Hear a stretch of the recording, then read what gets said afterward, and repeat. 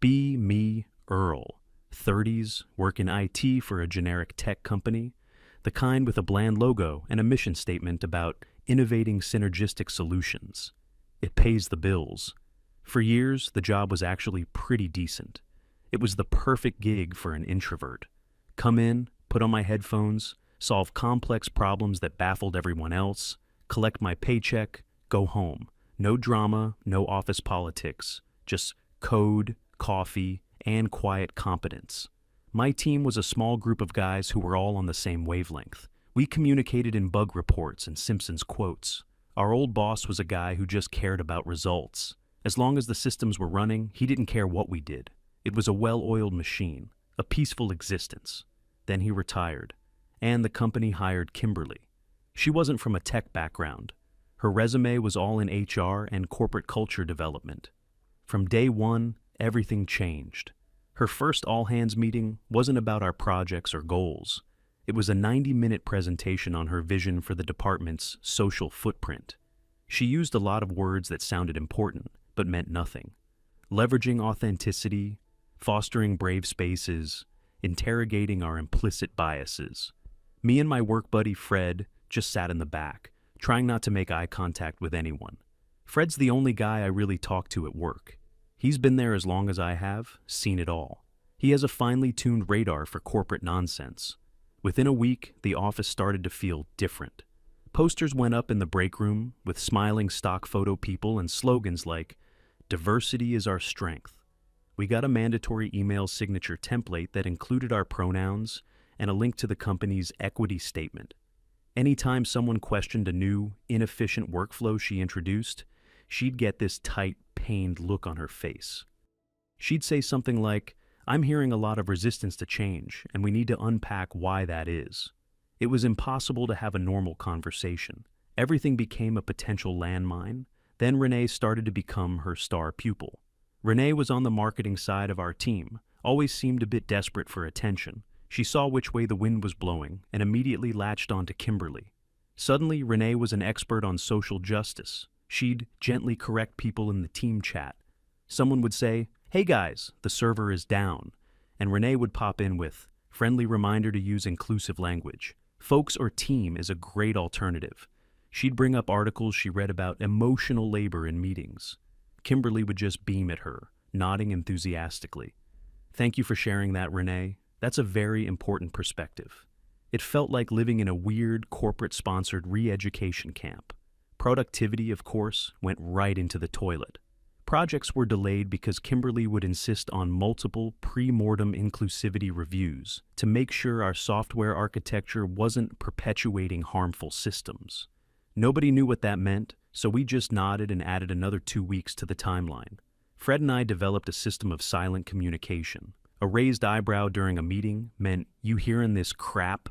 A subtle nod meant, "Yep, just smile and wait for it to be over." We survived by staying invisible. Head down, work done, no opinions offered. This went on for several months. The office morale was at an all-time low. People were quiet, withdrawn. The friendly banter was gone. The jokes were gone.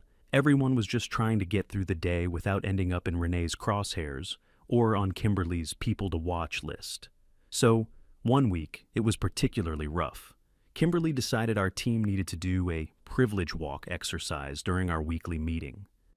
We all had to stand in a line and take a step forward or backward based on questions she read from a script.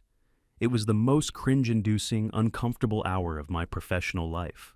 I just wanted the week to end. Finally, Friday rolls around. I get home, exhausted.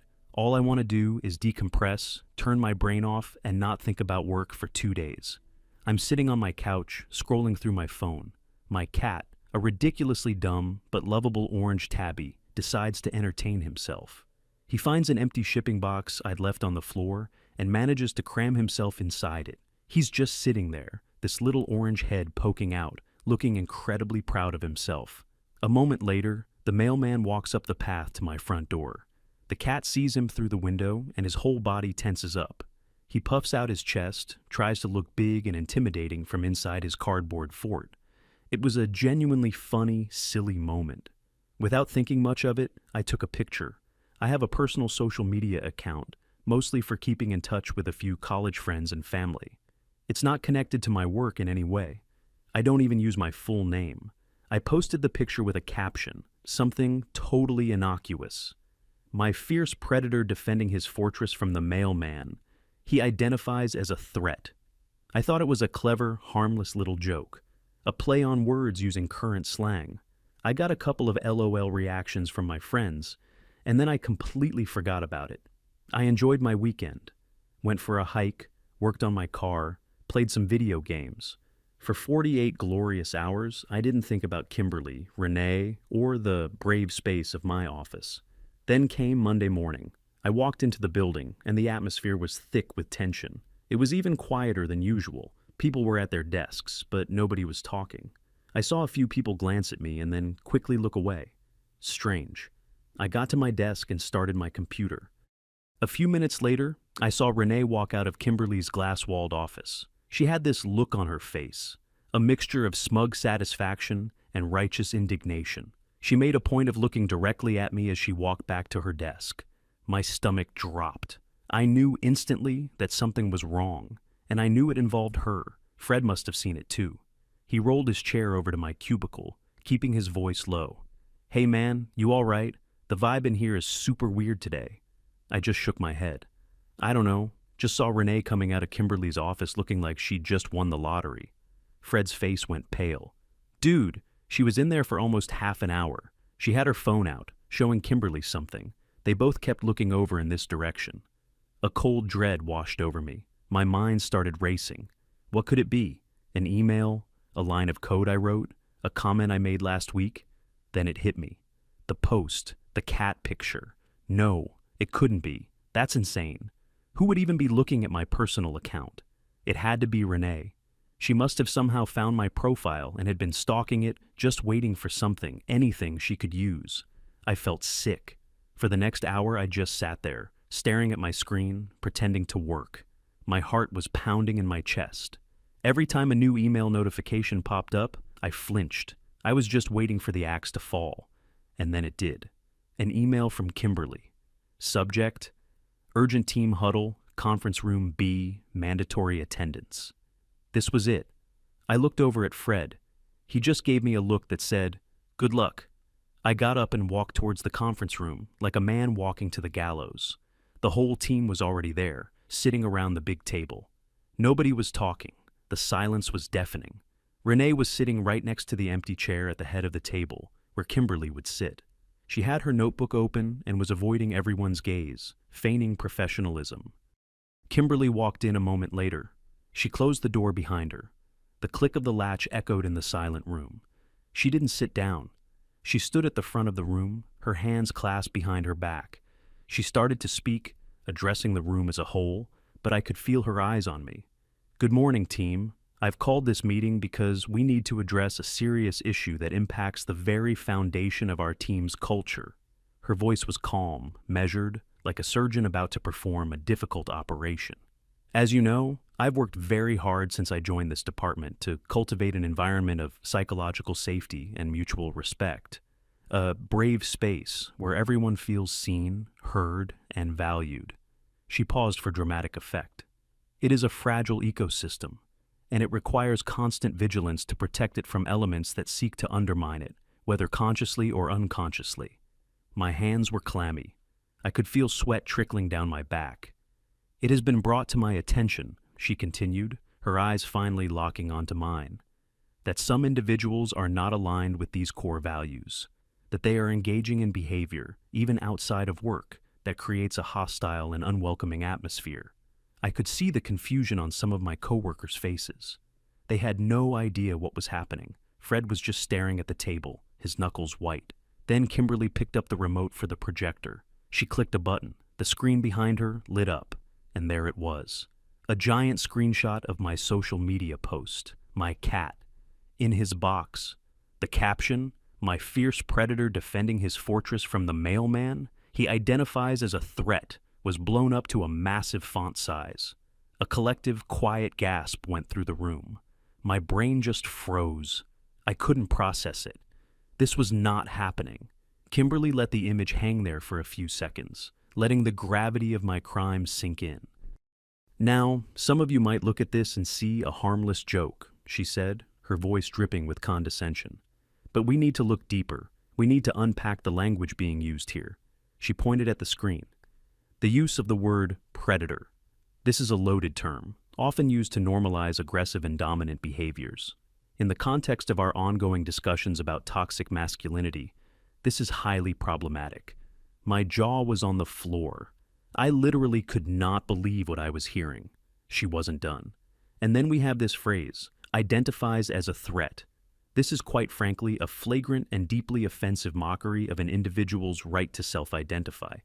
It belittles the struggles of marginalized communities and turns their experience into a punchline. She was dissecting a joke about a cat like it was a piece of enemy propaganda. This is not the kind of humor we will tolerate. This is the kind of passive-aggressive, insidious content that, if left unchecked, poisons the well. It makes people feel unsafe. It tells them that their identity is a joke. I looked around the room. Everyone was frozen, a mix of shock, fear, and disbelief on their faces. Nobody dared to speak. Nobody dared to move. They were all terrified that if they defended me, they'd be next. I finally found my voice. It came out as a weak croak. "Kimberly, it's a cat. It's a joke about my cat sitting in a box." She turned to me, her eyes like chips of ice. "And that is exactly the problem, Earl. You don't even see the harm you're causing. Your privilege is blinding you to the impact of your words." She turned back to the team. "This department cannot move forward and thrive with this kind of toxicity in its midst. We have a zero-tolerance policy for behavior that undermines our commitment to inclusivity and safety." She took a deep breath. "For that reason, Earl's employment with this company is terminated, effective immediately." Silence. Absolute, profound silence. The only sound was the hum of the projector fan. She looked at me one last time. "HR will be in contact with you to arrange for you to collect your personal belongings. I'd like you to leave the premises now." Then she turned her back on me, a clear signal that I was dismissed, not just from my job, but from her reality. I just sat there for a second, completely stunned. I looked at Fred. He looked horrified, helpless. I looked at Renee. She was staring down at her notebook, a faint, almost imperceptible smile on her lips. She had done it. She had gotten her kill. Slowly I stood up.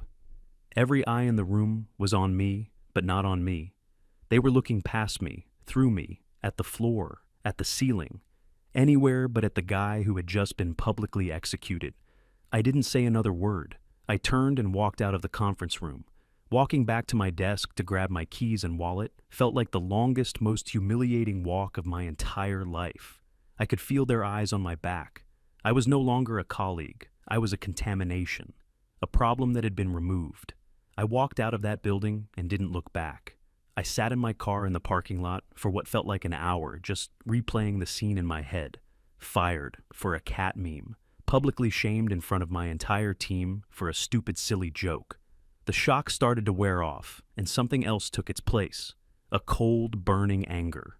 This wasn't just unfair. It was insane. It was a perversion of everything. She hadn't done this to make the workplace safer. She had done it to make an example of someone, to consolidate her power, to show everyone what happens when you don't fall in line. And Renee, she had handed her the weapon. I drove home in a daze. My career, my livelihood, my reputation, all gone because of a picture of a cat in a box. I got home, walked into my living room, and saw the box still sitting on the floor. My cat was asleep on the couch, oblivious. I sat down and just stared into space. What was I going to do? How do you explain this in a job interview? Yeah, I was fired from my last job because my boss said my cat was perpetuating toxic masculinity. They'd think I was a lunatic. My professional life was over. I felt completely powerless, beaten. They had all the power. The corporation, the HR department, the manager with an agenda. I was just one guy. What could I do? I spent the rest of the day in a fog of disbelief and rage. But as the hours passed, the rage started to solidify into something else. Resolve. They thought they could just erase me. They thought I would just crawl away in shame and disappear. They were wrong. They wanted to make me an example? Fine. I was going to make an example out of them. I wasn't going to be silent. I opened my laptop. I had the screenshot of my post. I had a crystal clear memory of every single word Kimberly had said. They thought this happened in a closed room. They forgot we live in the age of the internet. They had taken my job and my dignity. I was about to take their carefully crafted public image and burn it to the ground.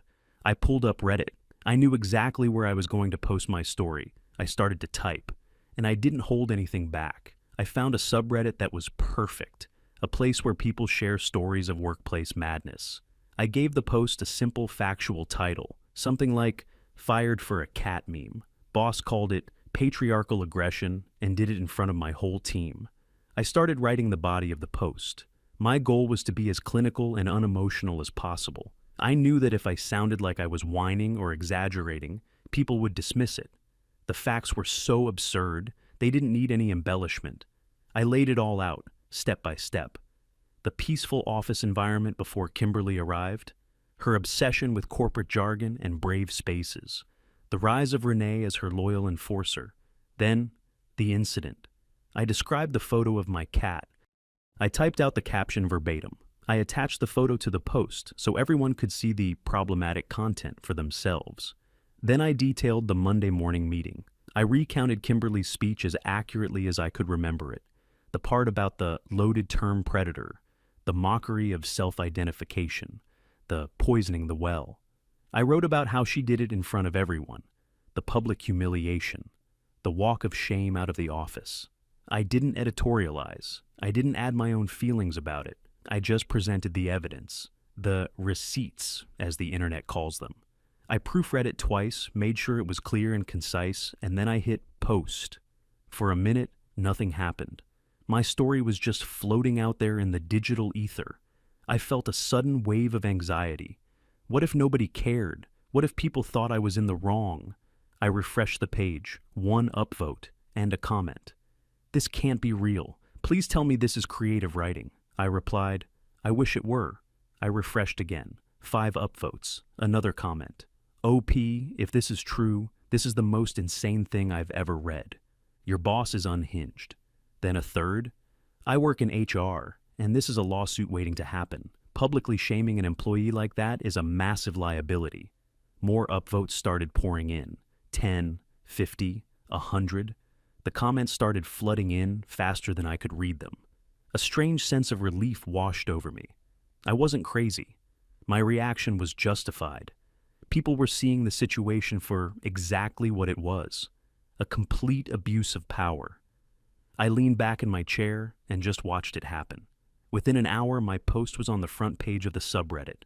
A few hours after that, it hit the main front page of Reddit itself. It was exploding. The story was being cross-posted to other communities. Tech forums, legal advice subs, places dedicated to workplace horror stories. My inbox was flooded with messages of support from strangers all over the world. People sharing their own stories of dealing with corporate ideologues. People offering legal advice. People just saying, "Hang in there, man. You did nothing wrong." It felt good, vindicating. After feeling so isolated and powerless in that conference room, I suddenly felt like I had an army at my back, and that army was just getting started. The memeing began around mid-afternoon. Someone took the picture of my cat and photoshopped a tiny military helmet on his head. The face of patriarchal aggression. Someone else made a version with glowing red eyes. He identifies as a threat. The threat-identifying cat became a thing. My little orange idiot was becoming an internet folk hero. The focus then shifted to the real target. In the comments, the inevitable question came up: what company is this? They need to be named and shamed. I had been careful not to name names in my post. I didn't want to get into legal trouble, but I knew I didn't have to. The internet is an incredible detective agency. People started piecing together the clues. I had mentioned my general industry and a few of Kimberly's favorite buzzwords. Someone dug through my old Reddit comments, looking for any scrap of identifying information. Another group started scouring LinkedIn, searching for female managers in tech who used phrases like brave spaces and unpacking privilege in their profiles. It was terrifying and exhilarating to watch. I just stayed silent and let them work. Around evening, they found her, Someone posted a link to Kimberly's public LinkedIn profile. It was a perfect match. Her job title, the company, the timeline of when she was hired. Her profile was a masterpiece of corporate self-importance. A long, rambling summary about how she was a transformative leader and a champion of disruptive empathy. Her posts were all smug articles about dismantling systemic barriers and photos of her speaking on panels at corporate conferences. Once her identity was confirmed, the floodgates opened. The name of the company spread like wildfire. The story jumped from Reddit to Twitter/X. People started tweeting at the company's official account, demanding to know why they fired an employee over a cat meme. They attached the memes. The patriarchal cat was everywhere. A hashtag started trending in my city. Something like #CompanyCatGate. Then came the assault on the review sites. The company's Glassdoor page, which had a respectable 4.2-star rating, was nuked from orbit. Dozens, then hundreds of one-star reviews appeared. Hostile work environment. Management is unstable and will fire you for having a sense of humor. I was told my lunch was an act of culinary aggression. Would not recommend. My cat read the job description, and now he identifies as unemployed. 0 out of 10. The CEO is a cat-hating tyrant who doesn't understand jokes. Avoid at all costs. It was a digital carpet bombing. Kimberly's personal social media became ground zero. Her very professional, very curated LinkedIn page became a war zone. Every one of her self-congratulatory posts about leadership was inundated with comments. How does it feel to be a global laughingstock? Great leadership. Firing a competent employee for a joke to feel powerful is peak management skill. And, of course, hundreds and hundreds of pictures of cats. Cats in boxes, cats in hats, angry cats, sleepy cats. She tried to delete the comments, but for every one she deleted, 10 more appeared. She tried to set her profile to private, but people had already taken screenshots of everything. Her entire professional persona was being publicly dismantled, piece by piece, by an anonymous mob armed with cat pictures. I felt a grim sense of satisfaction watching it unfold. This is what she wanted, right? A public spectacle. She had wanted to publicly shame me to enforce her authority. Now the public was shaming her for her own stupidity. The irony was delicious. Late that night, I got a text from a number I didn't recognize. "It's Fred. Got your number from the old team contact list. You will not believe what's happening here." I saved his number and texted back immediately. "Tell me everything." His reply came a second later. "Total chaos. The VP of our entire division flew in this afternoon. He's been in a closed-door meeting with Kimberly and the head of HR for hours. You can hear them shouting through the door." My heart skipped a beat. "The PR team is having a meltdown. The company's main Twitter account has been locked. They can't stop the flood of negative messages." He sent another text. "And Renee, oh man, you should see her. She's been ghost white all day. She keeps looking around like she expects a mob with pitchforks to burst through the door. Everyone knows she's the one who snitched on you. Nobody will even look at her." I had to admit, that part felt particularly good. Fred continued. "Kimberly tried to address the team this afternoon. She called a quick huddle, said we were being targeted by a malicious online harassment campaign and that we needed to show solidarity. Nobody said a word. The silence was deafening. She just stood there for a minute and then walked back to her office and slammed the door. Hasn't come out since. So her own team, the people she was supposedly protecting, had turned on her. They hadn't defended me in the meeting, but their silence now was a verdict in itself. Fred's final text for the night was the one that really stuck with me. "Whatever happens, man, you've already won. You exposed this place for what it is. You pulled the curtain back." I turned off my phone and sat in the dark. In the morning, I had been a victim, unemployed, humiliated, powerless. Now, I wasn't sure what I was. I had unleashed a storm that was far bigger than me. I hadn't asked for this fight, but they had started it, and I was starting to realize that I had the power to finish it. The next morning, I woke up to find the story had gone even further. A couple of online tech blogs and even a local news website had written articles about it.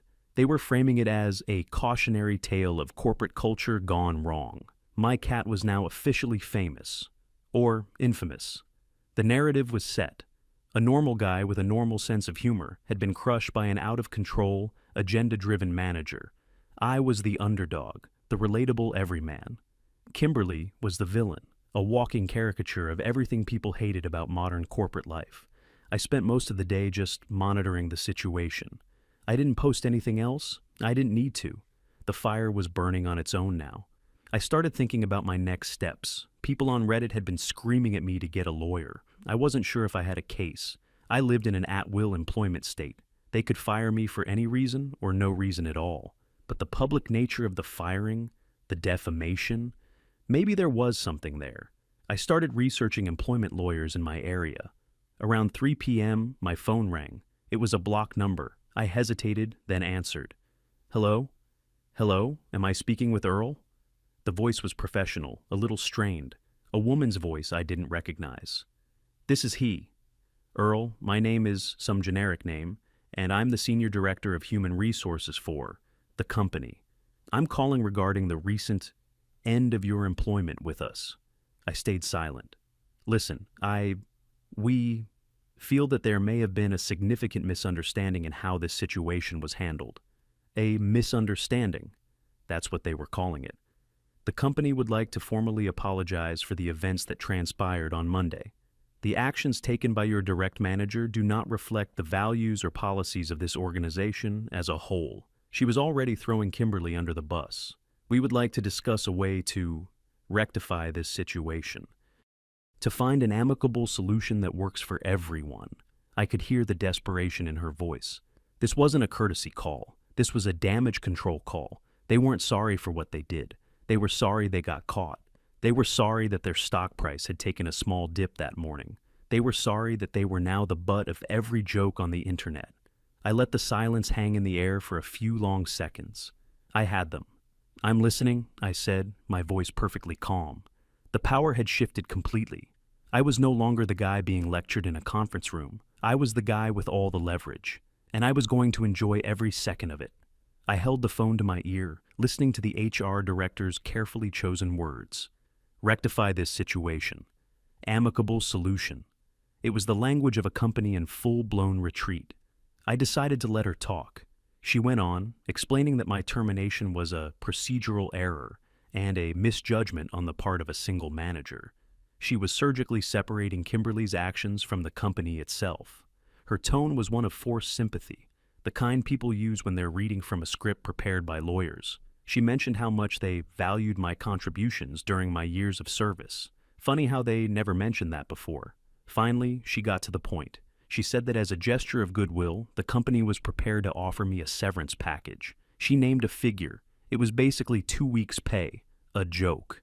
It was the standard pathetic offer they give to anyone they lay off, hoping they'll be too beaten down to argue. She presented it as if she were bestowing a great gift upon me.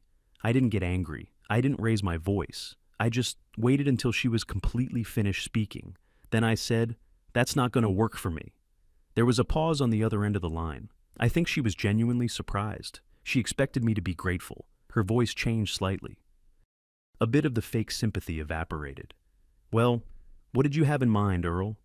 "I have in mind," I said, keeping my voice level, "that your company, through its manager, publicly humiliated me in front of my peers and fired me based on a complete fabrication. Your brand is currently being torn to shreds online because of it, and you're offering me 2 weeks' pay." I let that hang in the air. "I'm going to need to speak with an employment lawyer before I have any further communication with you or anyone else from the company." I heard a sharp intake of breath on her end. The word lawyer is a magic spell in the corporate world. It instantly changes the dynamic of any conversation. Her tone shifted again, this time to one of panic. "Oh, I don't think we need to involve lawyers, Earl. I'm sure we can come to a very generous arrangement. We are prepared to be flexible. I'll be in touch," I said, and then I hung up. I sat there for a moment, my hand still on the phone. My heart was pounding, but I felt a surge of adrenaline. For the first time since this whole thing started, I felt truly in control. The next morning, I did what I said I would. I found a highly rated employment lawyer and scheduled a consultation. I went to his office and laid out the whole story, just as I had on Reddit. I showed him the post, the picture of the cat, the news articles that were starting to pop up. He listened intently, a small smile playing on his lips. When I was finished, he leaned back in his chair. He explained that a straightforward wrongful termination case would be tough, given my state's at-will employment laws. But, he said, that wasn't the real issue here. The real issue was the public nature of the firing. He said I had a very strong case for defamation of character and creating a hostile work environment. Kimberly hadn't just fired me. She had publicly accused me of being a toxic, bigoted individual, which could damage my future employment prospects. He told me the company knew they were in a very bad position, especially with the public backlash. He said they would be desperate to make this go away quickly and quietly. He agreed to represent me. His fee would be a percentage of whatever settlement we got. I had nothing to lose. I walked out of that office feeling 10 feet tall. I had professional firepower on my side now. My lawyer drafted a formal letter to the company's legal department that afternoon. It was a work of art. It outlined our demands in cold, hard legal terms. We didn't just ask for money. We demanded a severance package equivalent to a full year's salary. We demanded the immediate vesting of all my stock options. We demanded a formal letter of recommendation, signed by the division's VP, and a binding agreement that the company would only provide a neutral reference to any future employers. And we demanded one more thing, the part I cared about most. A public statement of apology from the company to be posted on their official social media channels. It had to acknowledge that an employee was wrongfully terminated due to a manager's misinterpretation of a personal social media post. My lawyer told me they would fight hardest on that last point. Corporations hate admitting fault publicly, but he also said it was our strongest point of leverage. We sent the letter and waited. While the corporate gears were turning, I was getting real-time updates from the front lines. Fred was my man on the inside. He texted me the day after my call with HR. Kimberly didn't show up to work today. Her office is dark. Nobody knows what's going on. An hour later, another text. An all-hands email just went out. Kimberly is no longer with the company, effective immediately. I stared at the message. Gone. Just like that. She had been so powerful, so untouchable. And now she was just gone. Fred's next message provided the glorious details. A guy from another department saw her being escorted out by security yesterday evening.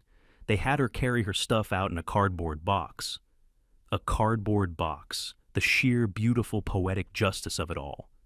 My cat started this from a box, and Kimberly's career ended in one. You couldn't write a better ending. And what about Renee? Fred's report on her was just as satisfying, in a different way. Renee is a ghost. She just sits at her desk all day, staring at her screen. Nobody talks to her. When she goes to the break room, people literally get up and walk away. She tried to say something in the team chat this morning, and she was completely ignored. She hadn't been fired. She had been rendered irrelevant. Her social climbing had led her to a dead end. She had hitched her wagon to a falling star, and now she was paying the price. There was no public execution for her, just a slow, quiet social death. In a way, it was more fitting. The company took 2 days to respond to my lawyer's letter. Their counteroffer was predictable. They agreed to the money. They agreed to the stock options. They even agreed to the letter of recommendation. But they refused to make a public statement. Instead, they offered a private written apology just for me. My lawyer called me to discuss it. They're trying to buy your silence, Earl. This is the moment of truth. We can take their money and walk away, and this is still a huge win for you. Or we can hold the line on the public apology. It's a risk. They might call our bluff and force us to actually file a lawsuit. I didn't even have to think about it. Hold the line, I said. It's not just about the money. It's about the principle. They did this publicly. They need to fix it publicly. My lawyer sounded pleased. Good man, that's what I was hoping you'd say. We sent back a very short reply. Our initial demands were not negotiable. The silence from their end for the next 24 hours was nerve-wracking. I started to second-guess myself. Had I pushed too hard? Had my pride just cost me a life-changing amount of money? I was pacing around my apartment, trying to distract myself. Then my lawyer called. They folded. I sank onto the couch. They folded like a cheap suit, he said, laughing. Their legal team must have told them what a disaster a public court case would be. They agreed to everything, the full package, including the public statement. We had won. A few days later, I went to my lawyer's office to sign the settlement agreement. a thick stack of papers that officially ended my relationship with the company and put a very healthy sum of money in my bank account. As I was signing the last page, my phone buzzed. It was a link from Fred, with no text. I clicked on it. It took me to the company's official Twitter/X page, and there it was, posted 5 minutes earlier, a formal statement. To our community, we recently became aware of a situation where a manager took inappropriate disciplinary action against an employee based on a misinterpretation of content on a personal social media account. This action was a mistake and does not reflect our company's values. We have taken steps to rectify the error and have parted ways with the manager involved. We are committed to ensuring a fair and respectful work environment for all our employees. It was carefully worded, corporate speak at its finest. They didn't name me, they didn't mention the cat, but they didn't have to. Everyone who had followed the story knew exactly what it meant. It was a public admission of guilt, a complete surrender. Under the post, the comments were already flooding in. Justice for the cat meme guy. Good. Now give him his job back and a promotion. And, of course, hundreds of gifs of my cat, the furry little agent of chaos who had brought a corporation to its knees. I took a screenshot of the apology. That evening, I logged back into Reddit. I went to my original post and added a final update. I wrote that the situation had been resolved to my complete satisfaction. I thanked the community for their incredible support. I said that their voices had made all the difference. I told them that, because of them, a normal guy had a fighting chance against a massive corporation. I ended the post with a simple line: "Please give your pets some extra scratches for me, especially the ones who identify as threats." And with that, I closed the chapter. It's been a few months now. The settlement money means I don't have to rush into finding a new job. I'm taking my time, looking for a company with a sane culture. Fred and I still keep in touch. He says the office is slowly returning to normal. The productivity is up. The fear is gone. People are telling jokes again. Sometimes I think about the sheer absurdity of it all. How a tiny, insignificant moment, a cat, a box, a stupid joke, could trigger a chain of events that would change my life and upend an entire corporate department. It's a strange world. Right now, I'm sitting on my couch, the same one I was on when this whole thing started. My cat, the internet-famous predator, hops up next to me. He's not in a box. He's not defending his fortress. He's just a cat. He curls up purring, completely unaware of the chaos he caused. I just scratch him behind the ears. I didn't ask for any of this. I just wanted to be left alone to do my job. But they wouldn't let me. They pushed, and they found out that even the quietest guy, when pushed too far, can push back. And sometimes, when he does, the whole world pushes with him. And it's a pretty good feeling. Be me. Be free.